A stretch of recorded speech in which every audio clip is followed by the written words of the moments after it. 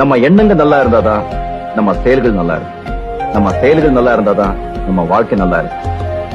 By being good, you never feel bad. By being bad, you never feel good.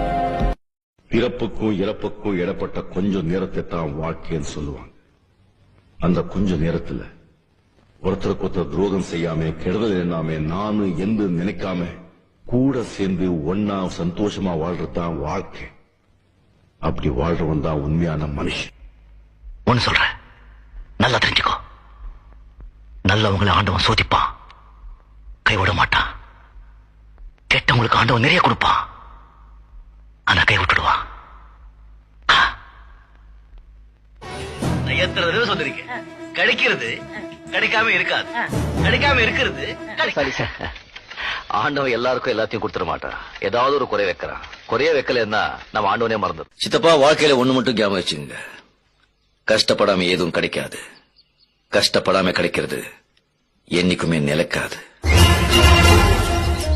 உலகத்திலேயே சிறந்த மருந்து எது தெரியுமா? எது? சாப்பாடு தான்.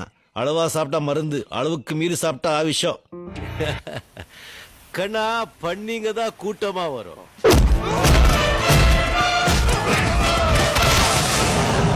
சிங்கம் சிங்கலா தான் வரும். நிம்மதிக்கும் சந்தோஷத்துக்கும் நிறைய வித்தியாசம் இருக்கு. சந்தோஷங்கிறது வந்துட்டு வந்துட்டு போறது, நிலையா நிக்காது. நிம்மதிங்கிறது நிலையா நிக்கும். நம்ம எந்த வேலை செய்யறோங்கிறது முக்கியம் இல்லைங்க, செய்யற வேலை மனசுக்கு பிடிச்சி செய்யறோமா அதான் முக்கியம். அரண்மனையில் இருந்ததா ராஜாவா? எங்க இருந்தாலும் சந்தோஷமா இருந்து இல்லாதவங்களுக்கு இருக்கிறத கொடுக்கறவங்க எல்லாருமே ராஜா தான். கடவுள்னா யாரு? நம்மளெல்லாம் படைச்சவர். என்ன படைச்சவர்? டாக்டர் வசீகர். கடவுள் இருக்கார். ரொம்ப தூரம் போயிட்டேன், ஃபுல்லா முடிச்சிட்டு தான் திரும்பி வர முடியும்.